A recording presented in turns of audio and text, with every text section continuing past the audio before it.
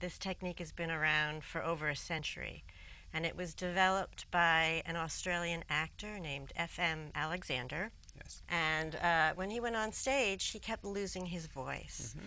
So he consulted the doctors at the time and did what they prescribed. Sure. And then when he went back on stage, he kept losing his voice again. Right.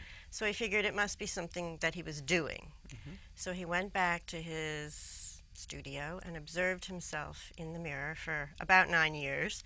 Yes, okay. But what he noticed was that he was pulling his head back and down, and it was causing him to gasp for air, and it was affecting his voice. Yes. So even when he began to think about talking, Yes. he could feel right away that all the muscles in his neck were tightening. Mm-hmm. So he did make that connection way back, turn of the century, Right.